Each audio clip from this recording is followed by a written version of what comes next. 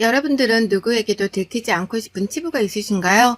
저는 그 치부를 들키고 싶지 않아서 지금까지 참 많은 것들을 숨기고 산 죄 많은 사람입니다. 이렇게 익명으로나마 저의 이야기를 꺼내놓을 수 있는 곳이 있다길래 용기를 내 글을 쓰고 있습니다.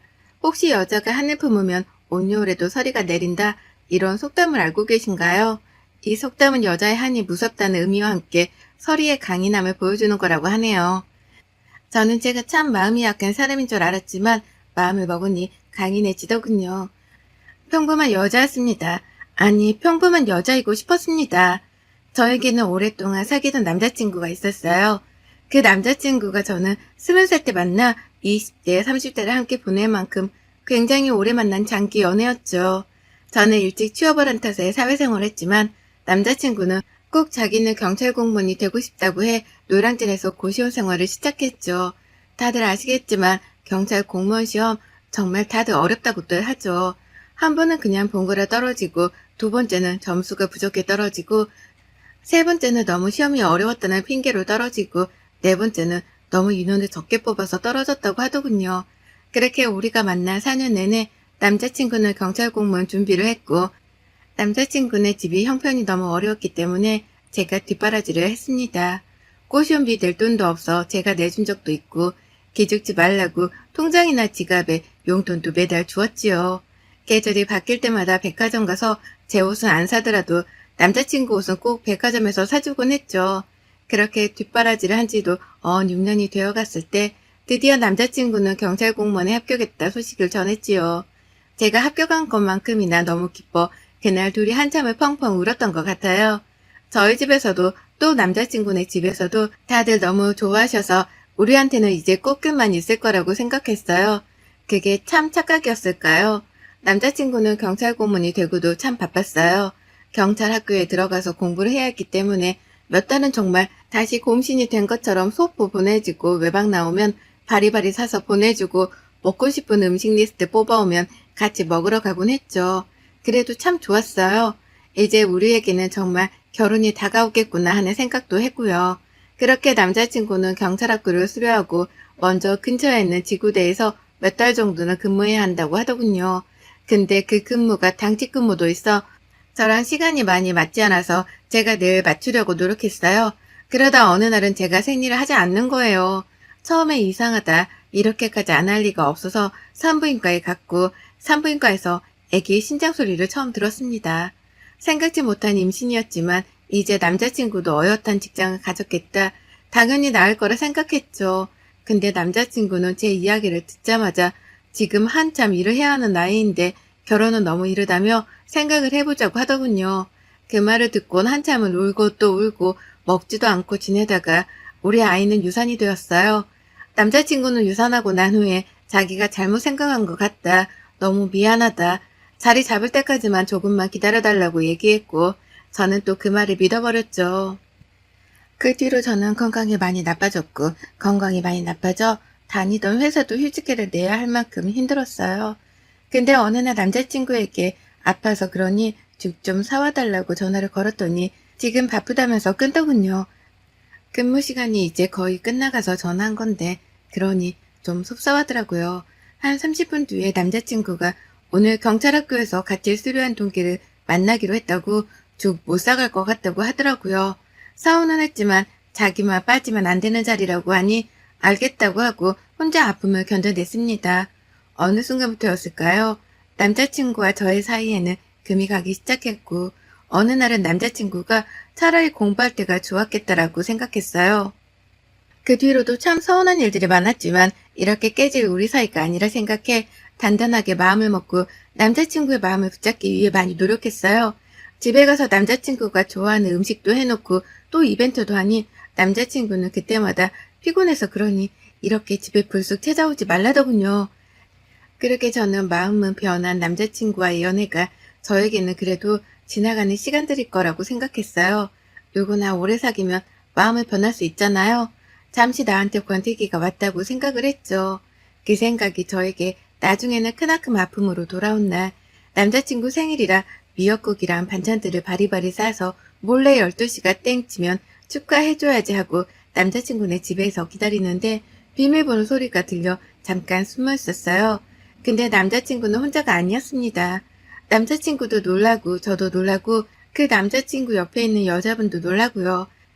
너무 놀라 어버버 하고 있을 때 남자친구는 저보고 나오라고 하더군요.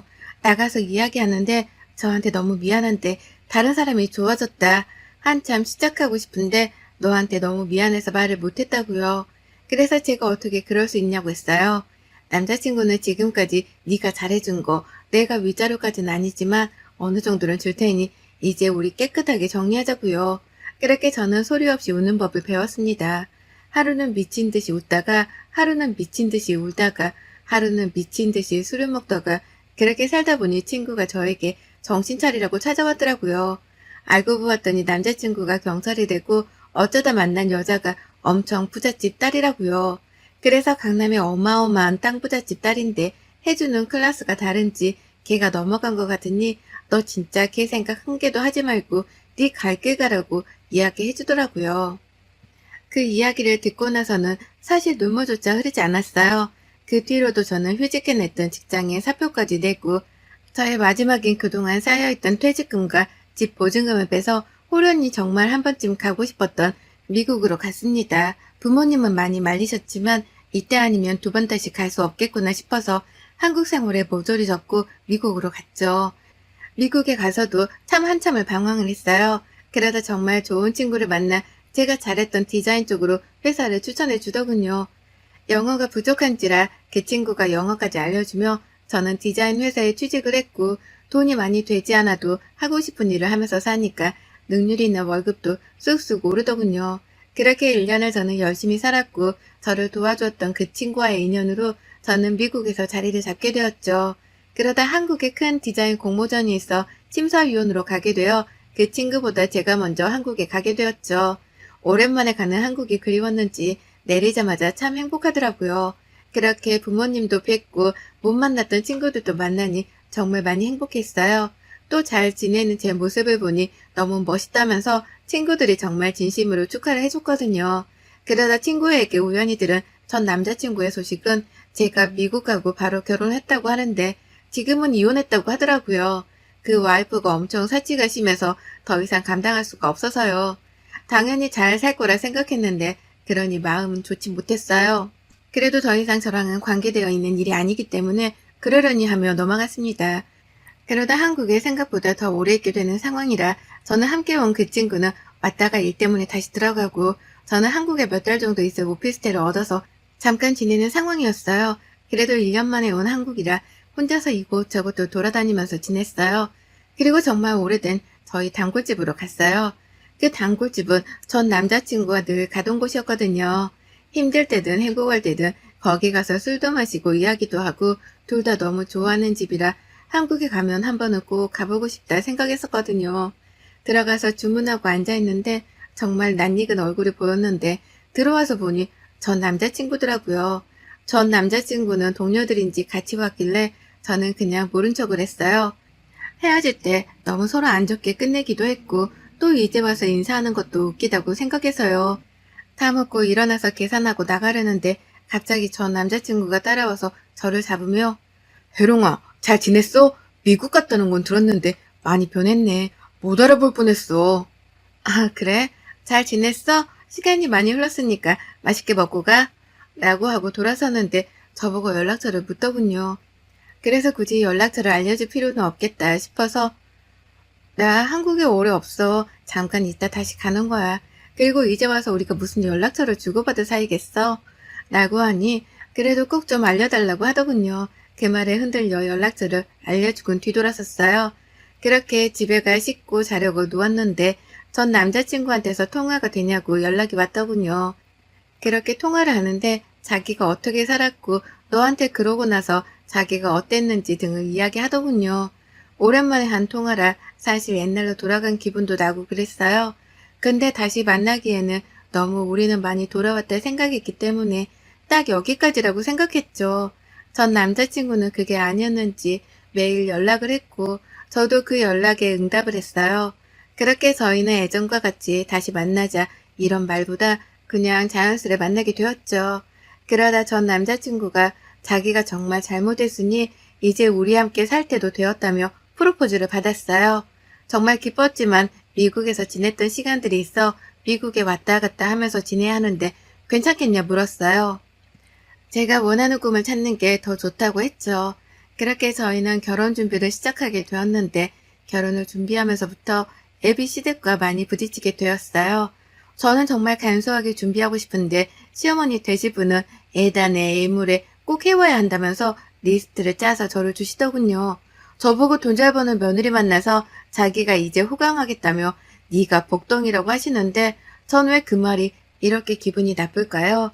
그냥 티내지 않고 지내다 보니 제 마음속에도 차곡차곡 쌓여갔나 봐요. 그러다 어느 날은 어머님이 저만 불러다가 이야기를 하시는 거예요. 얜, 너 미국에 또 언제 들어가니? 저 이제 한 달 뒤에 들어가야 할 것 같아요. 라고 말씀드리니, 아니 그러면 우리 윤씨 있잖니. 너무 유학 가고 싶다고 하던데 너랑 같이 들어가 있으면 어떨까 해서 세원이랑 같이 지내면 도움도 되고 좋잖니. 아, 네. 같이 가는 건 상관없는데요, 어머님. 미국 요새 학비도 굉장히 비싸고 물가도 올라서 학교를 다니기가 힘들기도 해요. 라고 하니, 아니, 돈이 왜 들어, 너랑 있는데. 그러니까 보내는 거지. 우리가 돈이 어딨니? 이때 며느리도 보는 거지, 뭐. 우리 가족이잖아. 라고 하시는 거예요. 그래서 너무 황당해서 저도 회사에서 렌트비 지원받는데 그건 그 집에서 같이 살 수가 없다. 그러니 제가 집 구하고 학교 알아보고 이런 것까지는 열심히 도와드리는데 그런 건 힘들다라고 하니 저보고 있는 것들이 더한다면서 알겠다고 하고 나가시더라고요. 오래 사귀면서 전 남자친구한테 어머님 얘기는 몇 번 듣긴 했지만 사실 이 정도일 줄은 몰랐거든요. 그렇게 결혼 준비를 하면서도 굉장히 ABC댁과 안 맞는 부분들이 너무 많더라고요. 그래도 좋은 게 좋은지라 최대한 맞추려고 노력을 했거든요. 근데 그게 마음에 안 차시는지 요구하시는 것들이 점점 늘어나기 시작했어요. 특히 신혼집은 제가 미국과 왔다 갔다 해서 큰 집이 필요 없을 것 같다. 굳이 돈 낭비하면서 나중에 제가 진짜 한국에 들어오면 그때 이사를 하자 했는데 어머님은 당연히 우리 아들이 공무원인데 집 큰 거 해야지 작은 데 살면 되겠냐면서 저를 나무라시더군요. 그렇게 점점 어머님의 횡포에 지쳐갈 때쯤 저에게 모르는 번호로 전화 한 통이 왔어요. 네, 여보세요? 아, 안녕하세요. 저 광훈 씨 전 와이프 되는 사람인데 잠깐 뵐 수 있을까요? 네? 무슨 일이세요? 잠깐이면 돼요. 라고 하더군요. 만나러 가서 보니 그분이 저를 보며 사진과 똑같이 생기셔서 잘 알아봤다고 하더라고요. 저랑 살면서 늘 저를 그리워했었다고. 그래서 제가 무슨 일로 보자고 하셨냐고. 그쪽이랑은 완전히 끝난 걸로 알고 있다. 그래서 다시 시작한 거였다고 하니 그 여자분이 저에게 들려준 이야기는 제가 들은 것과는 너무 다른 이야기들이었어요. 제가 아는 이야기는 전 와이프가 사치가 너무 심해 헤어졌다고 알고 있었는데 알고 봤더니 사치는 와이프가 아니라 시댁 쪽에서 더 심해서 못 견디다가 혼인신고도 안 했다. 그만 살겠다고 하고 나간 거래요. 그러면서 어머님의 이야기를 해주시더라고요. 광훈 씨 어머님 굉장히 욕심 많으세요. 제가 결혼을 준비할 때도 저한테 요구한 건 없다니까 되었고 공무원 만나려면 이 정도 해야 되지 않겠냐면서 입버릇처럼 말씀하셨어요. 그뿐만 아니라 아예 대놓고 광훈 씨 동생 뒷바라지는 저보고 하라고 하셨고요. 집도 제가 해갔지만 그 집이 자기 것이 마냥 매일 오고 그러면서 저한테 자기도 이런 집 살고 싶다면서 시엄마한테 하나 해주면 어떻겠냐고 매일매일 귀에 딱지가 생길 정도로 말씀하셨어요. 하지만 제가 더 못 참았던 건 바로 광우 씨예요. 제가 그렇게 힘들어하고 자기 엄마가 그러는 걸 알고서도 침묵하고 있었으니까요.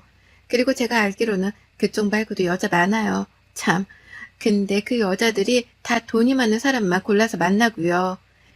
그래서 제가 헤어짐을 고한 거고요. 근데 그쪽은 똑똑한 사람이니까 저처럼 되지 않길 바라서 연락드렸어요. 선택은 당연히 알아서 하시는 거지만 알고는 계셔야 할 것 같아서요. 그럼 이만한 걸로 하고 일어나 볼게요. 라고 하고는 나가더군요. 저는 너무 충격 그 자체라 할 말이 없었어요. 며칠은 그 친구 연락도 받지 않고 지내다가 어느 순간 머리가 띵하니 맞은 기분이더라고요. 그래서 저한테 그 소식을 전해준 친구한테 물어봤어요. 혹시 내 소식이 전 남자친구한테 전한 적 있냐고요. 그랬더니 있대요. 물어보길래 지금 걔 미국에서 디자인 회사 들어가서 팀장급으로 있다. 잘 나가니 이제 걔 소식 묻지 말아라 했더니 그때부터 저한테 뭔가 접근한 기분이 들었대요. 근데 제가 너무 좋아하는 거라니까 그런 건 아니겠지 싶어서 말 안 한 거고요. 공무원 되고 나서부터 차부터 옷이나 신발, 시계도 꼭 명품을 차줘야 한다는 마인드로 바뀌고 돈 없으면 무시하는 듯 하는 게 보여서 애들이 다 피한다고요. 이렇게나 사람이 변할 수 있는 건지 싶더라고요. 그날 저녁 갑자기 그 친구가 저보고 백화점에 가자고 하네요. 그랬더니 자기 애무시계 하나 해야 하지 않겠냐면서 자기 친구도 애무시계 받았는데 진짜 멋지다면서 나도 너한테 하나 큰 거 선물 받고 싶대요. 그래서 제가 물었어요. 그럼 나는 뭐 사줄게? 하니까 나한테는 자기가 있지 않냐면서 멋쩍은 또 웃더라고요. 그래서 제가 얘기했어요. 백화점에 없는 물건들을 내가 미국에서 받아올 수 있으니 기다리라고요. 그리고 그 시계 디자인이랑 이런 걸 받아서 정말 똑같은 짝퉁을 샀어요. 정말 S급 짝퉁이요. 그리고 선물하니까 정말 입이 귀에 걸리면서 바로 저밖에 없다고 하고 어머님 선물도 명품 가방 예단으로 드리겠다 하면서 같이 가지고 왔거든요. 물론 그것도 짝퉁이고요. 그렇게 저는 서서히 다시 미국으로 갈 준비를 하고 있었고 몰래 남자친구에게 그랬죠. 제가 정리하고 돌아올 테니 아무래도 무리해서 대출받아 큰 집을 매매해야 할 것 같다고요. 그리고 제가 지금 미국에 있어서 대출이 어려우니 우선 네 걸로 받고 내가 미국에서 정리하고 그 돈을 갚자라고 꼬셨어요. 그랬더니 쉽게 넘어오대요. 그리곤 정말 친구한테 부탁해 비싼 집을 구해놓고 계약금과 잔금 50%는 받은 것 같아요. 이런 비싼 집은 미리 줘야 하니 공무원 대출 잘 되지 않냐면서 나중에 매매 대출로 받으면 싸다고 하면서 받았죠. 그렇게 하루하루 저는 미국으로 떠날 준비를 하고 있었고 이제 오피스텔까지 싹 정리해 미리 짐을 미국으로 보내놨어요. 그리고 미국으로 잠깐 갔다가 오겠다고 하고 출국했죠. 한 일주일이 흘렀을까요? 이제 이사를 하려는데 그 집이 자기 게 아니라는 사실을 알았겠죠.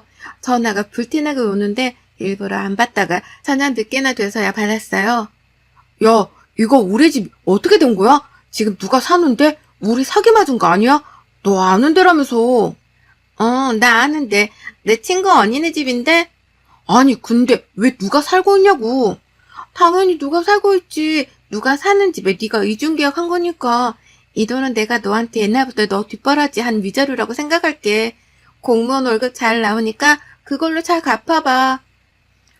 야, 너 미쳤어, 진짜? 왜 이러는 거야, 진짜? 왜 이러는 거야? 네가 잘 생각해. 내가 진짜 왜 이러는지. 나 네 전 와이프 만났어. 나한테 그러더라. 너랑 네 어머니가 한 짓들 보니까 가관이 아니더라. 아니, 무슨 소리야. 걔 다 거짓말하는 거야. 걔 어디가 좀 아파, 진짜야. 제발 그만 좀 해라. 너 그지근성 있는 거 원래 알고 있었는데 이거 너무 심하잖아. 한나라를 지키는 공무원이 여자한테 얻어서 사는 게 좋아서 그랬어? 아니, 자기야, 진짜 그거 아니야. 자기가 그러면 시계나 엄마한테 준 가방은 뭐야? 그거 자기 진심 아니었어? 무슨 소리야. 그거 짝퉁이야. 너 명품을 그렇게 좋아한다면서 진퉁 짝퉁도 구별을 못하냐? 그랬더니 소리를 지르고 난리를 치더라고요. 그리곤 자기가 미국에 오겠다고 하길래 그러라고 했어요. 어차피 와도 만나주지 않을 테니까요. 그리고 친구들한테 들은 소식인데 제가 들은 뇌물들이 다 짝퉁인 거를 어머님이 모임에 들고 나갔다가 개쪽을 당했나 봐요. 그래서 팔지도 못하고 눈물만 흘리고 있더라고요. 그리고 그 빚은 지금 열심히 갚고 있다네요. 사실 생각하면 더 많이 받아야 하는데 그나마 남은 정을 생각해서 여기까지 하기로 했어요. 그 뒤로도 계속 저를 찾으려고 전화를 해대는데 아예 전화번호도 카톡도 바꿔버렸죠. 그리고 지인들한테도 제 이야기 하지 말라고 신신당부하고 나중에 들리는 소문에는 퇴직금까지 빼서 대출금 갚았다는 이야기가 있더라고요. 그거야 뭐 제 알바가 아니니깐요. 저는 정말 사랑이었다고 생각했는데 전 남자친구는 아니었나 봐요. 저를 돈으로만 봤으니깐요. 그래서 저도 돈으로만 보고 다시 제 생활로 돌아왔네요. 제가 그렇게 독한지 저도 이번에 처음 알았어요. 근데 후회는 안 되더라고요. 만약에 결혼하고 살았으면 저는 아예 지옥의 구렁텅이에 빠졌을 테니깐요. 지금 제 생활을 즐기며 다시 제 일을 열심히 해가고 있어 힘들었던 날들도 얼른 털고 일어나려고 합니다. 여러분들도 혹시나 힘든 생각을 하신다면 그 힘든 생각을 하게 만드는 사람을 잊고 열심히 사세요. 잘 사는 게 가장 큰 복수라고 생각하고 있어요.